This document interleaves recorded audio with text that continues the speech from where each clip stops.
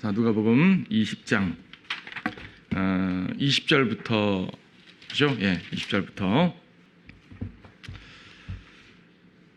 그때 그들은 주를 주시하고 의인으로 가장한 정탐꾼들을 보냈으니 이는 그들이 주의 말씀을 책잡아서 총독의 권력과 권세에 그를 넘겨주라 함이더라.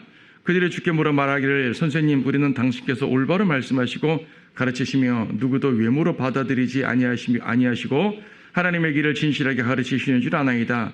우리가 카이사에게 세금을 내는 것이 옳으니까 옳지 아니하나이까 라고 하니 주께서 그들의 간계를 아시고 그들에게 말씀하시기를 어찌하여 너희가 나를 시험하느냐. 대내려온 한 입을 내게 보이라. 그것에 누구의 형상과 글이 새겨져 있느냐. 고하시니 그들이 대답하여 말하기를 카이사의 것이니이다 라고 하더라. 주께서 그들에게 말씀하시기를 그러면 카이사의 것은 카이사에게 하나님의 것은 하나님께 바치라고 하시더라. 그들이 백성 앞에서 주의 말씀을 책잡을 수 없는지라 주의 대답에 놀라며 잠잠하더라. 예수님께서 이들의 간계를 아셨다 그러죠. 간계. 과거에 뱀이 그의 간계로 이불을 유혹했었는데 참 간계입니다. 간계. 세상의 지혜는 간계란 얘기예요. 그들도 지혜를 쓴다고 쓴 거잖아요. 예수님은 그냥은 책 잡지 못하니까 책 잡을 만한 구실을 자꾸 만들어내는 겁니다. 벌써 이 사람들이 예수님께 질문할 때 곧바로 질문하지 않잖아요. 세금을 내는 게 옳은 겁니까? 옳지 않습니까? 곧바로 사실 질문해서 이 질문으로 책 잡으려고 하지만은 이 질문을 바로 하지 않고 먼저 뭐라고 말합니까? 선생님, 우리는 당신께서 올바로 말씀하시는 분인 줄 압니다. 누구도 외모로 받아들이지 않는 것을 압니다. 하나님의 길을 진실하게 가르치신 줄 압니다. 아니, 하나님의 길을 진실하게 가르치는 걸 안다면 들어야 될 거 아니에요. 그렇죠? 하나님의 길을 진실하게 가르치니까 당신 좀 잘하나 봅시다. 여러분, 시험하려고 질문하면 안 되는 거죠. 성도들끼리도 시험하려고 질문하면 안 되는 거예요. 책 잡으려고 질문하면 안 되는 거예요. 책 잡으려고 질문하는 사람들은 미리 축혀 세워요. 아, 당신 참 훌륭한 하나님의 종이고요. 참 말씀도 좋고요. 어쩌고. 그러니까 축혀 세우면서 경계부터 해요. 저 사람 뭘 말하려고 하는 것인가. 그렇죠? 세상은 떨어뜨리기 위해서 살짝 올려놓습니다. 예수님을 성전에서 뛰어내리게 하려고 성전 위로 데려갔잖아요. 자, 그렇습니다. 예수님은 그런 관계를 모르실 리가 없죠. 이 사람들은 의인으로 가장한 정탐꾼이라고 20절에 나와 있습니다. 의인으로 가장한 정탐꾼들. 자, 그렇죠. 마귀도 계책을 쓰기 위해서는 옳은 말을 합니다. 올바로 예수님 올바로 가르치시는 분 옳은 말이잖아요. 마귀가 틀린 말만 하는 게 아니에요. 마귀가 말하는 게 반은 옳아요. 옳은데 그 객관적 팩트는 옳다 하더라도 그 옳은 말을 하는 의도가 시험하기 위해서 말하는 거란 말이죠. 자, 마귀도 때때로 옳은 말을 합니다. 하지만 전체적으로 거짓말이라는 얘기죠. 자, 문제가 뭐예요? 세금 문제. 구체적으로 세금 문제를 건드리고 있습니다. 이렇게 하는 이유가 뭐냐면 지금 20절 뒷부분에서 책 잡아가지고 어떻게 한다고요? 총독의 권력과 권세에 그를 넘겨주라 함이더라. 아니, 앞에서는 20장 1절 2절에서 무슨 권세로 이런 일을 하냐고 이제 예수님께 트집 잡았잖아요.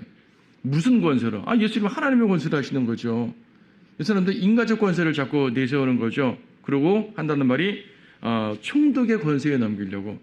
그러니까 결국 이 사람들은요, 자기들이 인정하는 권세는 세상 권세예요. 이방의 권세죠. 그렇게 이방인들의 압제를 싫어한다고 하면서 이방의 권세를 이방의 권세가 대신을 넘기려고 하는 겁니다. 하늘의 권세를 거절하고 땅에 속한 사람들임을 그들은 단적으로 보여주고 있는 것입니다. 자, 그러면 본격적으로 이 질문에 대한 답. 카이사에게 세금을 내는 것은 옳은 일입니까? 잘못된 일입니까? 자, 지금 상황이 지금 로마 시대잖아요. 로마가 이스라엘을 압제하는 상황입니다. 그 압제의 정도가 이 과거 우리나라가 식민지 압제 당하는 것과 같은지 어떤지 우리는 정확하게 잘 알지 못해요. 기록을 어느 정도 알 수 있지만은 그들이 당하는 압제라는 것은 주로 종교적 압제예요. 물론 물리적 압제도 있어요. 세금을 과도하게 뺏어간다든지 수탈하는 거죠. 수탈도 있지만 종교적 압제가 되게 강했거든요. 종교적 압제만 아니면 그들은 수용할 수도 있었어요. 많은 분들이 당시 유대인들이 그랬단 말입니다. 그런데 로마는 어느 정도 종교적으로 허용하는 것 같으면서도 사실은 압제하고 이랬단 말입니다. 그러니까 지금 이 사람들은 다른 것보다도 우리는 하나님의 나라인데 하나님의 백성인데 하나님의 백성이 하나님께 지배를 받지 않고 이방의 지배를 받는다는 것 자체가 불편한 거죠. 우리의 왕은 하나님인데 다른 왕이 우리를 지배한다라는 게 불편한 거죠. 그러면서 또 총독의 권세에 넘기려고 하는 거니까 자기들을 스스로 모순을 일으키고 있는 것인데 이것이 많은 유대인들에게 문제가 되는 거죠.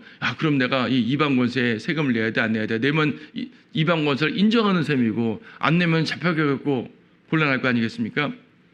실제로 이스라엘 내에서도 이방 권세를 인정해야 된다라는 주장이 있고 거부해야 된다는 주장이 있었던 것입니다. 그래서 이제 예수님을 책잡으려고 하는 거죠. 만약에 세금 내는 게 옳다라고 예수님이 말씀하시면은 아니 이스라엘 위에 다른 왕을 내세워도 된단 말입니까? 이 말을 하려고 이제 책잡으려고 했던 것이고, 왜냐하면 신명기 17장 보게 되면 주님께서 모세를 통해서 미리 말씀해 주셨거든요. 신명기 17장은 아직 왕정 이전 시대 모세 때니까. 근데 뭐라고 말씀하시냐면 앞으로 너희 가운데 왕을 세우려거든 반드시 내 형제 가운데 세우라. 즉 이방인을 권세로 두지 말라는 얘기예요. 하나님의 백성 가운데 왕을 세우라는 얘기죠. 비록 왕이라는 대리자가 다스릴지라도 하나님의 백성이어야 된다. 그래 하나님의 통치를 받는 거다. 이게 신명기 율법에서부터 딱 못 박아놨단 말입니다. 그러니까 이방 통치를 인정하게 되면 사실 안 되는 거잖아요. 예수님께서 메시아라고 주장하는 분이 이방 통치를 인정하는 것처럼 말하게 되면 곤란하겠죠. 이걸 책잡으려는 거죠. 그렇죠. 이러면서도 사실 그들은 다른 왕을 인정하면서 그렇습니다. 만약 주님이 옳지 않다라고 말하면 아니 그럼 당신은 이 민중을 선동하는군요. 민중 선동죄로 고소하려고 했을 겁니다. 자, 주님은 그들의 관계를 모르지 않죠. 뭐라고 말씀하셨습니까? 동전을 딱 달라 그러고 여기 누구 형상과 누구 글이 있냐. 여러분 옛날 유적 같은 거 보면 로마 시대 동전 같은 거 사진 같은 거 봤는지 모르겠지만 보게 되면 카이사 얼굴이 이제 조각되어 있고 옆모습이 조각되어 있고요. 뒤에 이제 카이사 관련된 글씨가 써 있단 말입니다. 자, 뭐 데나리온 어쩌고 뭐 드라크마 어쩌고 써 있단 말이죠. 카이사 이름 써 있고 누구 형상과 누구 글이냐? 카이사 글입니다. 카이사 얼굴입니다. 그래? 그럼 카이사의 건 카이사에게 내고 하나님 건 하나님께 내라. 명쾌하잖아요. 자, 주님은 세금 문제에 대해서 다른 데서도 말씀하신 적이 있어요. 마태복음 17장에 보게 되면 사람들이 베드로에게 와서 당신의 선생은 세금을 안 냅니까? 베드로가 예수님께 가서 여쭈었더니 예수님께서 왕의 자녀는 안 낼 수도 있지만 사람들이 실족하지 않게 위해서 내라. 어떻게 내냐면 저기 바다에 가서 낚시를 던져서 첫 번째 잡은 물고기에 입을 열면 동전이 있을 거다. 세금 내라. 세금을 내긴 내주겠지만 진짜 권세는 나야. 이거 알려주신 거잖아요. 카이사는 그런 권세 없죠. 짐승을 잡았는데 짐승 열어봤더니 돈이 있어. 이런 거 없단 말입니다. 이런 기적 없어요. 하나님만 할 수 있는 기적이죠. 그러니까 세금을 내주긴 내주겠는데 진짜 권세가 누군지 알려줘. 나야. 말씀하시는 겁니다. 베드로도 다 알고 모든 제자들이 알죠. 예수님께서 말씀하신 거예요. 자, 그럼 무슨 말이에요? 오늘날 세금을 내야 되냐 말아야 되는 것인가? 내야 되죠. 당연히 내야죠. 왜 안 내요? 세금을 내야 됩니다. 근데 세금을 내는 이유가 뭐냐면 어디에요? 로마서 13장에서 분명히 말씀하고 있어요. 신약적인 그 교리예요. 이것은 구약의 명령이 아니라 신약의 명령이에요. 로마서 13장에서 뭐라고 되죠? 2절 그러므로 누구든지 권세자를 거역하는 자는 하나님의 율례를 거역함이니 거역하는 그들은 스스로 저주를 받게 되리라. 이는 다스리는 자들은 여기서 영적 다스림 아닙니다. 세상 권세를 말하는 겁니다. 선행에 대해서는 두려움이 되지 아니하고 악행에 대해서만 되미니 내가 권세자를 두려워하지 아니하기를 원하느냐? 선을 행하라. 그러면 그에게 칭찬을 받으리라. 그는 너에게 선을 이루기 위한 하나님의 일꾼이라. 그 이방 권세자가 하나님의 백성으로서 일꾼이란 말 아니죠. 구원받는 일꾼이란 말 아닙니다. 하지만은 하나님께서는 성도들을 다스리는 것과 별도로 이 세상을 그분의 선한 통치로 이끄신단 말이에요. 아무리 하나님을 믿지 않는 이방 세계를 하더라도 극악무도하게 놔두지 않지 않습니까? 더 악한 민족은 빨리 멸망시키고 덜 악한 민족은 좀 더 놔두시고 세상의 권선지각이라는 하나님의 기본적인 양심의 법을 허락하셨어요. 이게 깨지게 되면 세상은 무너져 버려요. 그렇지 않습니까? 그래서 그런 세상의 질서를 유지하는 도구로서 비록 믿지 않는 권세자들을 하더라도 허락해 둔 겁니다. 그럼 우리는 하나님 나라 백성이지만 이 땅에 발을 붙이고 사는 육신적으로는 세상의 시민으로서 이 땅에 이러한 그 기본적인 법적 질서에 복종하란 말입니다. 건전한 법 질서, 악법에 복종하란 말 아니에요. 하나님을 거절하는 그런 법에 복종하란 말 아닙니다. 그렇죠? 건전한 법 질서에 복종하란 말입니다. 그럼 건전한 법 질서를 유지하려면 그 공직자들이 먹고 살아야 될 거 아니겠어요? 그럼 세금 내야죠. 공직자들이 이 공적 업무를 하기 위해서 예산 필요할 거 아니겠어요? 세금 내야죠. 그래서 우리가 세금 내는 것은 이 세상의 기본적인 하나님의 질서를 유지하기 위한 일에 우리가 동참하는 겁니다. 이건 지극히 성경적인 것이고요. 그리스도인들이 영적인 이 일이 더 중요하지만은 세상 살아갈 때 세상의 질서를 주님은 무시하라고 말씀하지 않으셨거든요. 무시하면 안 되는 거예요. 그래서 세금을 내는 것이 맞습니다. 탈세하면 안 되는 겁니다. 기본적으로 이렇게 맞습니다. 자, 주님의 말씀 명확합니다. 사람들은 놀라죠. 주의 대답에 놀라며 잠잠하더라. 이렇게 말한 사람은 없단 말입니다. 자, 두 번째 주제는 뭡니까? 이번에는 사두개인들이 등장하네요. 보게 되면요. 27절부터는 사두개인들이 나타났고요. 39절부터는 바리새인들이 나타났어요. 서기관은 바리새인들 말하는 거니까.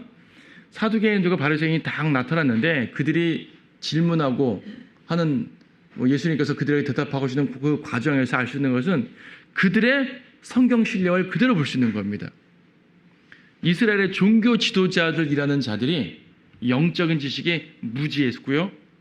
이제 무지해서 겸손하면 되죠. 저는 모르니까 알려주십시오. 이건 겸손한 겁니다. 우리는 모두 무지하죠.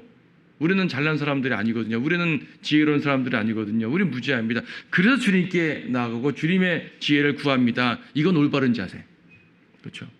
근데 무지함에도 불구하고 자기가 아는 척하고 그걸 내세우고 더욱이 자기의 잘못된 지식으로 말미암아 예수님을 정죄하고 책잡으려고 하는 그런 모습들 얼마나 악합니까? 그 두 가지 모습을 딱 대조해서 보여주고 있습니다. 자, 사두개인들의 무지를 지적하시는 장면입니다. 먼저 그들이 묻습니다. 사두개인들은 부활이 있음을 부인합니다. 27절 그 후에 부활이 있음을 부인하는 사두개인 몇 사람이 와서 주께 물어 말씀드리기를 선생님 모세가 우리에게 기록하기를 어떤 사람이 형의 아내를 얻고서 죽었는데 자손이 없이 죽으면 그의 아우가 형의 아내를 취하여 형을 위해 후손을 세워야 한다고 하였나이다. 7 형제가 있었는데 첫째가 아내를 취하였다가 자손이 없이 죽고 둘째가 그녀를 아내로 취하였다가 그도 자손이 없이 죽고 또 셋째가 그녀를 취하였고 그와 같이 하여 7이 다 자손이 없이 죽고 마침내 그 여인도 죽었나이다. 그러므로 7이 그녀를 아내로 취하였으니 부활 때 그 여인은 그들 가운데 누구의 아내가 되겠나이까? 말도 안 되는 질문을 했습니다. 이 질문은요, 이 사두개인들은 부활을 부정하니까 부활을 부정하기 위해 하나의 예를 가져온 거예요. 사도행전 23장 보게 되면 사두개인들은요, 부활, 천사, 영 이런 거 다 부정하죠. 그들은 눈에 보이는 것만 믿는 거예요. 하나님을 믿는다고는 하지만 그들에게 하나님은 이 세계에서의 하나님이에요. 내세에서의 하나님 아닙니다. 오는 세상에서의 하나님 아니에요. 이생에서의 하나님일 뿐이에요. 그러니까 내가 살아있는 동안 종교적인 질서를 유지하면서 그 신의 백성으로 살아가고 신이 축복해주면 우리가 부강하게 되고 이게 사두개인들의 생각일 뿐인 거죠. 그래서 그들은요 종교의식을 중요시했습니다. 종교의식. 의롭게 사는 게 중요하지 않아요. 왜? 어차피 죽으면 끝이거든요. 오늘날 세상에 수많은 사람들이 말하는 것처럼 죽으면 끝이에요. 마침 오늘 11시 설교도 비슷한 주제가 되겠지만 이 사람들은 죽으면 끝이라고 생각하기 때문에 의로운 삶이 중요하지 않아요. 바리새인들은 부활을 믿었고 적어도 부활을 믿었고 영적인 것도 믿었기 때문에 의로운 삶을 이제 필요했던 거지만 사두개인들은 그것도 아니었었습니다. 대신 자기들의 종교 질서를 유지하려면 종교 생활이 중요하단 말이죠. 그들의 종교는 자기들의 어떤 자기들의 권위를 유지하기 위한 통치 질서, 종교 질서를 위한 도구였을 뿐이에요. 그래서 사두개인들이 당시에 제사장 그룹을 이제 잡고 있었거든요. 자, 여기서는 예를 든 것은 신명기 25장에 나와 있는 예죠. 거의 그대로 나와 있습니다. 신명기 25장에 분명 말씀하신 이유가 뭡니까? 형이 자손이 없이 죽었어요. 그러면 형수는 과부가 됐죠. 근데 아들을 낳고 죽었으면 그냥 과부로 살아도 돼요. 뭐 재혼해도 관계없고. 그런데 아들이 없이 죽습니다. 자녀가 없이 죽습니다. 그럼 동생이 형을 위해서 형수랑 결혼을 해요. 그럼 그 여인은 내 아내예요? 형수의 아내예요? 형의 아내예요? 처음 낳은 아들은 형의 이름으로 유업을 받는 거예요. 둘째부터 내 이름이 되는 거예요. 자, 그런 제도가 있습니다. 이렇게 하는 이유는 뭐냐면 형의 이름과 유업을 있게 하기 위한 하나님의 고대적 개념의 제도입니다. 이 제도는 사실 이스라엘만 있는 것이 아니고요. 이방에도 많이 있었어요. 우리나라에도 고대 국가에서 이런 비슷한 제도, 형사 취수혼, 형이 죽으면 그 이제 형수를 취한다. 이런 이제 형사 취수혼이라는 개념이 우리나라 고대에도 있었어요. 뭐 종종 있었죠. 근데 어쨌든 이것이 이제 율법에서도 주어진 것은 형의 이름과 유업을 잊게 하기 위한 하나님의 이제 그 가물에 대한 배려로서 주신 이런 법인데 이것이 부활 문제와 무슨 상관이 있습니까? 하나님이 이 제도를 주신 목적은 형의 이름이 계속 이어지게 하는 게 목적이란 말이에요. 형의 이름이 대가 끊기면 안 되잖아요. 그래서 이어지게 하기 위한 제도를 주신 것이 부활의 개념은 아니란 말입니다. 이들 예를 든다고 든 게 뭐냐면 7 형제가 있었는데 첫째가 죽고 둘째가 죽고 셋째가 죽고 그래요. 둘째 셋째까지는 그럴 수도 있어요. 근데 7명까지 한 명도 자녀를 못 낳고 죽었다? 글쎄 그런 일이 뭐 기네스북에 올라올 수도 있죠. 있을 수도 있죠. 하지만 당시 이것을 이 사람들이 진짜 사건을 가지고 말하는 걸까요? 아니죠. 가상의 상황을 만들었어요. 만든 목적이 뭐예요? 부활을 부정하기 위해서 만든 거죠. 억지예를 만든 겁니다. 억지예. 실제 사건 아닙니다. 보세요. 이단들도 성경을 인용해가지고 거짓교를 내세우잖아요. 이 사람들이 성경을 인용했습니다. 신명기 23장을 인용했다고요. 22장을.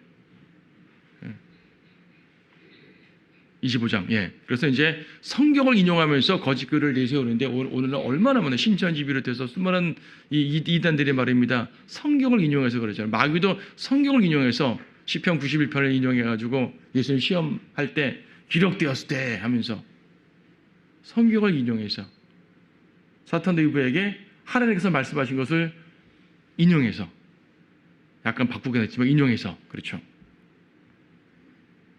자, 부활 때 그 여인은 누구의 아내가 되겠습니까? 그럼 이 질문에 답을 해보세요. 이 여인이 그럼 부활 때 누구의 아내가 되겠습니까? 부활 때는 누구의 아내도 아니에요. 부활 때는 변화됩니다. 이 현세에서의 부부로서의 이런 그 관계, 부자 관계, 부부 관계 이런 관계들 말이에요. 이 관계는 현세에서 유지되는 것입니다. 우리가 부활해서 올라갈 때 둘 다 부부가 구원받은 성도라면 서로 알겠죠. 저 사람 예전에 내 아내였어, 내 남편이었어. 친하게 지내자. 그럴 수도 있겠죠.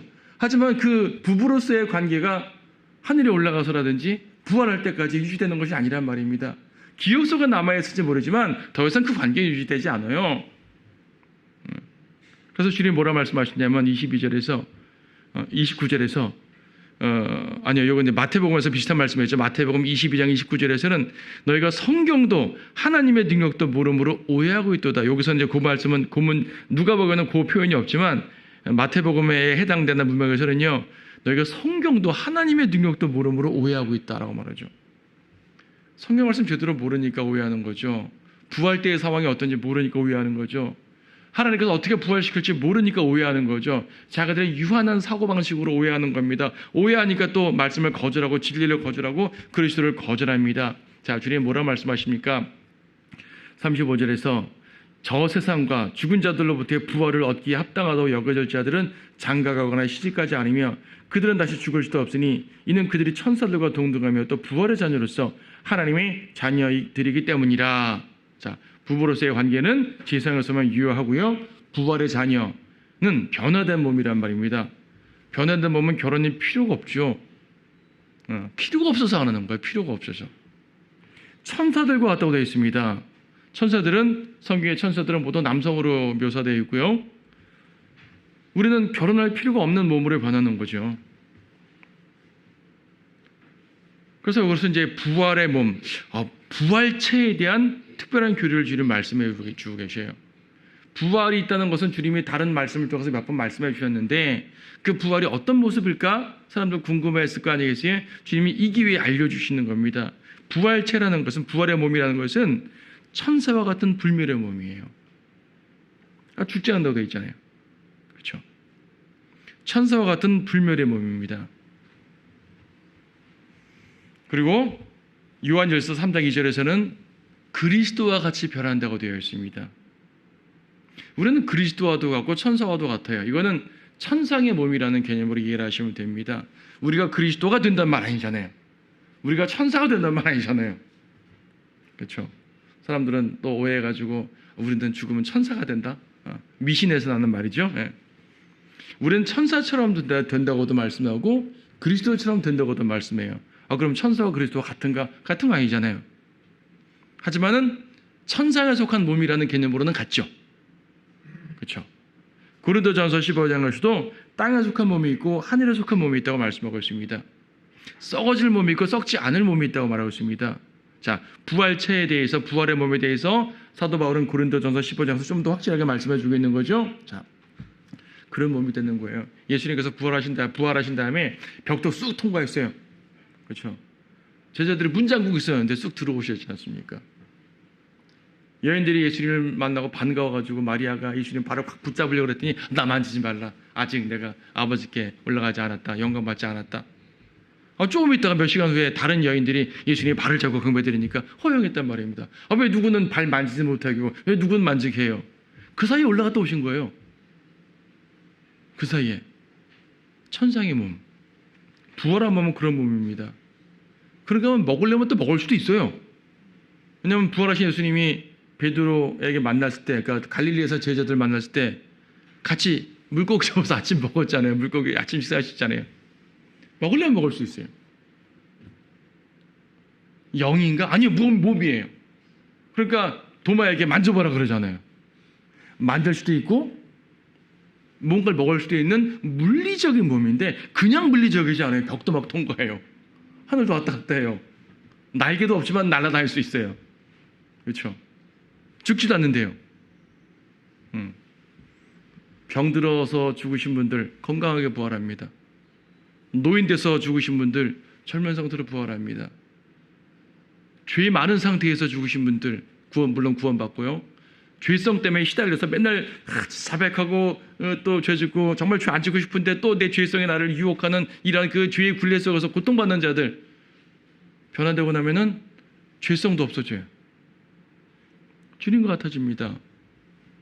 죄를 짓고 싶어도 못 질 수 있고 뭐 짓고 싶은 마음 자체가 안 드는 그런 육체가 되겠지만요. 자, 그게 우리의 부활체예요. 부활체. 이 부활체가 이렇게 멋진데 이 땅의 삶에 대해서 그렇게 연연할 필요가 있을까요? 더 좋은 걸 받게 되는데 그렇죠? 예. 우리가 살아있으니까 열심히 사는 겁니다. 우리에게 생명이 주어졌으니까 열심히 살고 주님 위해서 봉사하고 가치 있게 사는 거예요. 주님께서 사명을 주시고 우리에게 주어 육체를 주셨는데 우리가 헛되이 있으면 안 되잖아요. 하지만 이것에 연연할 필요는 없죠. 연연할 필요 없는 거예요. 이 멋진 부활체가 우리에게 주어져 있단 말, 약속되어 있단 말입니다. 자, 근데 보세요. 주님의 논리가 참 독특하지 않으세요? 지금 부활의 자녀들은 그럴 필요 없다라고 말한 것까지는 이해가 돼요. 그럼 주님도 예를 들어야 되실 거 아니에요. 부활을 증명하는 성경 구절을 대셔야 될 거 아니에요. 사두개인들은 엉뚱한 얘기지만 어쨌든 성경 구절을 들고 질문했어요. 예수님도 성경으로 대답하셔야 될 거 아니에요. 여러분 같으면 어떤 구절을 제시할 것 같아요? 저 같으면 이렇게 제시하지 않을 것 같아요. 부활을 증명하기 위해 이사야 26장이나 욥기 19장을 제시할 것 같아요. 여러분 이사야 26장 19절 말씀 보세요. 이사야 26장 19절. 26절 19절에서 주의 죽은 자들은 살아나리니 그들이 나의 죽은 몸과 함께 일어나리이다. 아니 죽은 자가 살아난다고 이사야에 딱 써 있잖아요. 명백한 구절 아니겠습니까? 또 뭐예요? 다니엘서 아니 욥기 예, 다니엘도 있지만 욥기 19장에서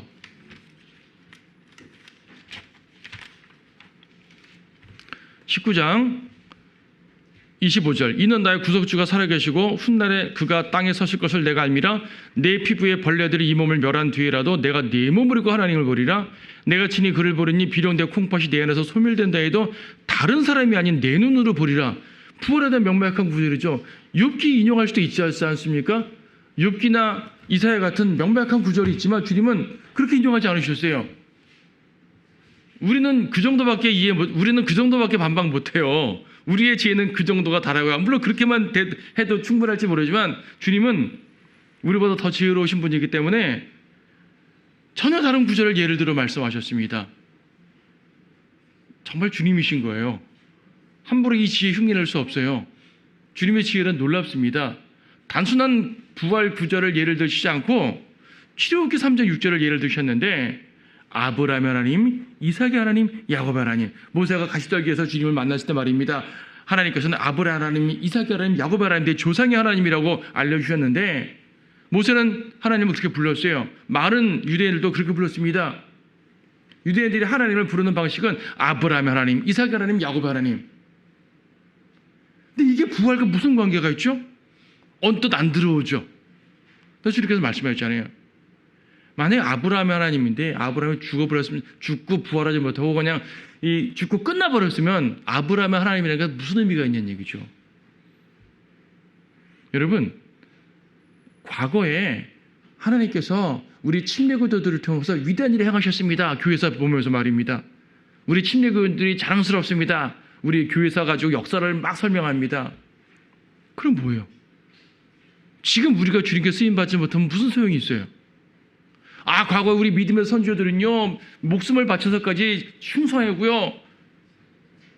우리가 그러지 않으면 무슨 소용이 있냐는 얘기죠. 하나님은 그들의 하나님이셨습니다. 하나님은 그들을 사랑하셨습니다. 그런데 그들이 끝나버렸어요.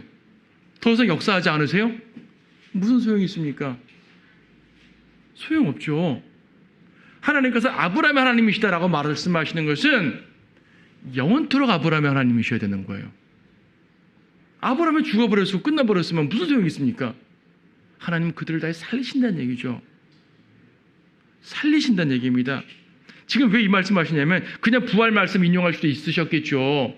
하지만 사두개인들이 그 성경을 몰랐을까요? 하긴 사두개인들은 모세오경만 성경을 인정했기 때문에 욥기 같은 건 인정하지 않아서 부정할 수도 있었을 겁니다. 그래서 예수님은 그래 너희가 좋아하는 모세오경 인용해 준다고 모세를 인용하신 거예요. 그들이 강조하는 건 뭡니까? 우리는 아브라함의 자손이야. 우리는 아브라함과 이삭과 야곱 그들의 자손이고 하나님의 언약은 그들 가운데 있어. 우리는 그 언약을 이어받는 후손들이야. 근데 그들이 죽었고 끝나버렸어요. 그 언약이 나에게 무슨 상관입니까? 전달이 안 되잖아요. 그들이 살아있어야지 한 겁니다. 그들은 지금도 하늘에 혼으로지만 살아있고, 그렇죠? 또 부활하여서 살 것이고, 네, 부활의 하나님, 하나님은 살아있는 자의 하나님이란 말입니다. 살아있는 자의 하나님이심을 강조하면서 그들에게 주신 언약도 영원하고, 근데 그건 부활을 통해 이룰 거라고 또 말씀하시는 거예요. 너희들 부활이 없으면 이 언약 못 받아, 그 말입니다. 맨날 아브라함 언약 운운하는데 부활이 없으면 그 언약 못 받아. 사두개인들 너희들은 이 언약 받을 자격 없어 라고 말씀하시는 거예요. 돌들로도 아브라함의 자손 만들 수 있다고 말씀하신 주님께서 그것을 통해서 확실한 이 부활의 교류도 말씀하신과 동시에 그들에게 어떻게 주님을 섬겨야 되는지도 알려주시는 것입니다. 놀라운 지혜죠. 우리가 상상할 수 없는 지혜입니다. 그렇죠? 그들은 부활해서 유업을 받을 것입니다. 아브라함의 언약은 영원합니다. 자, 그 다음 장면 39절이죠. 그때 서기관 중 몇 사람이 대답하여 말씀드리기를 선생님 말씀을 잘하셨나이다 라고 하고 그 외에는 아무것도 담이 더 묻지 못하더라. 그때 주께서 그들에게 말씀하시길 어찌하여 사람들이 그리스도는 다윗의 아들이라고 말하느냐. 다윗 자신도 시편에서 말하기를 주께서 내 주께 말씀하시기를 내가 내 원수들을 네 발판으로 삼을 때까지 너는 나의 오른편에 앉아있으라 하셨나이다 라고 하였느니라. 그러므로 다윗이 그를 주라고 부르는데 어떻게 그가 다윗의 아들이 되겠느냐. 명백하죠. 자, 이때도 보면은 서기관 몇 사람이 나왔어요. 서기관은 바리새인입니다. 여기서 이제 서기관 되겠지만 마태복음 22장의 이제 같은 문맥에서는 바리새인이라고 딱 집어서 말씀하고 있어요. 예수님이 사두개인들을 멋지게 KO 시켜 놓으시니까 바리새인들이 와가지고 선생님 말씀 잘하셨습니다. 그래서 예수님께 동조하고 있어요. 지금 누가복음에서 이렇게 연결되지만 마가복음에서는 약간 중간에 삽입된 내용이 들어가 있어요. 뭐냐면은 예수님 근데 가장 큰 계명이 무엇이죠? 계명에 대한 또 질문을 합니다.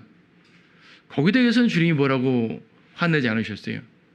비록 그들이 예수님을 책잡기 위한 질문이라 하더라도 정상적인 질문은 정상적으로 대답해 주셔요.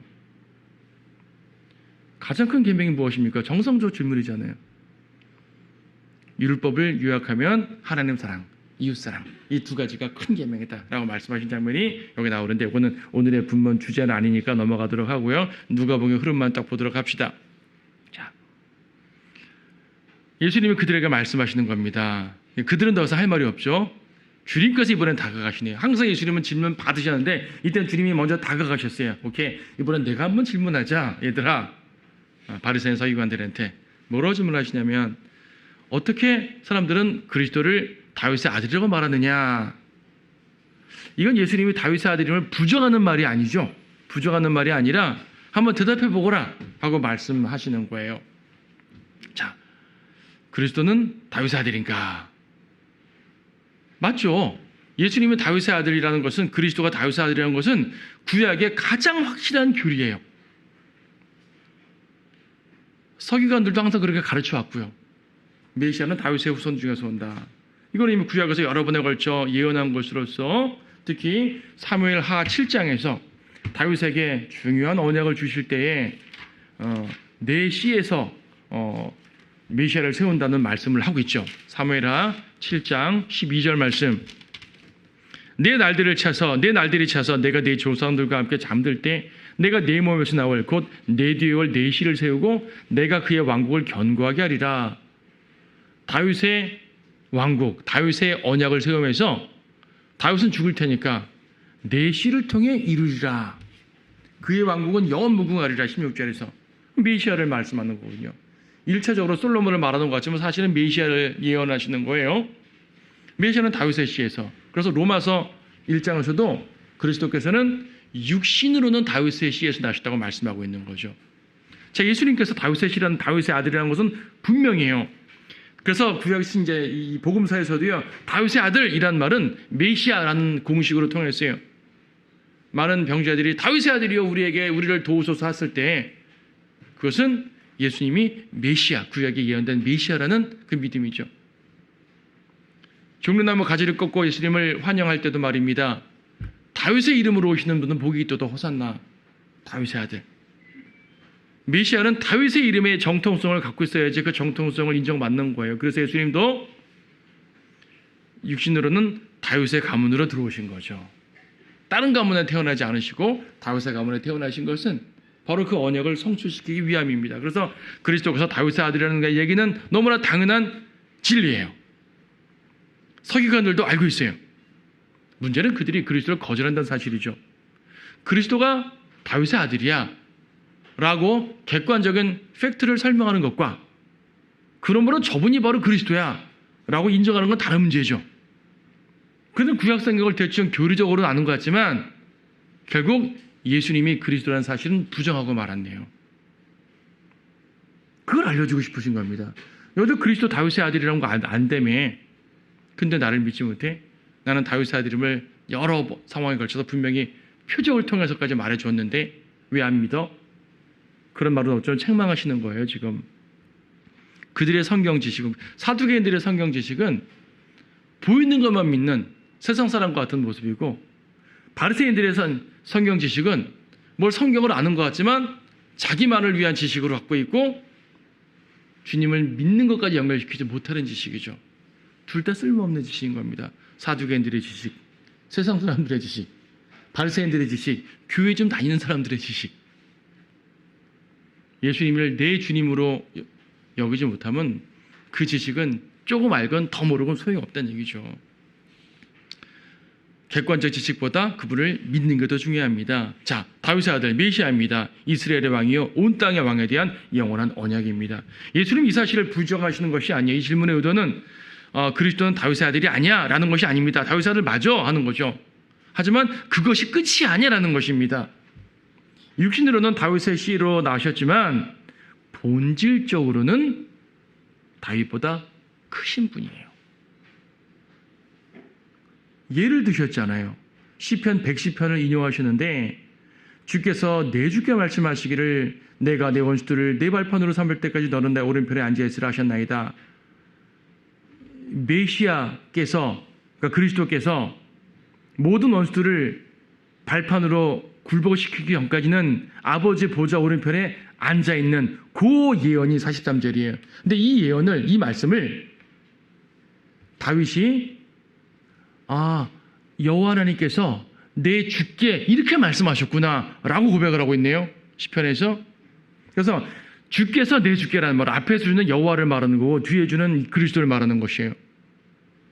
아버지 하나님께서 아들 하나님께 너는 내 오른편에 앉아있으라, 원수들을 발판 삼을 때까지 이렇게 말씀해 주셨는데 중요한 것은 다윗이 아들 하나님을 가리켜서, 그리스도를 가리켜서 내 주라고 표현했다는 사실이죠.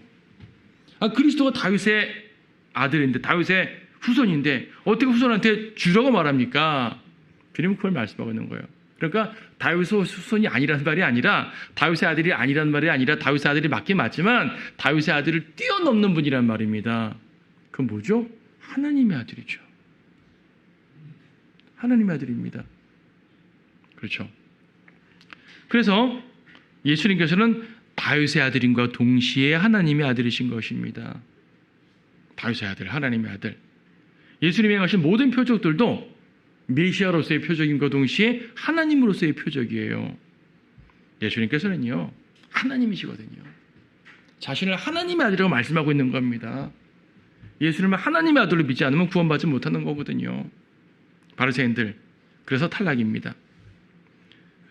그래서 사두개인들과 바리새인들에게 질문에 대답하시고 또 질문을 하심으로써 자기 자신이 누구신지를 분명히 밝혀주셨고, 그 대적자들을 물리치면서도 자기 자신을 계시해 주시면서 믿도록 하신 겁니다. 이 말씀을 듣고 바리새인들을, 사두개인들은 실족했겠지만 그리스도인들은, 우리는 그 말씀을 믿고 그분을 메시아로, 하나님의 아들로 믿고 구원받고 또 따르는 것이죠.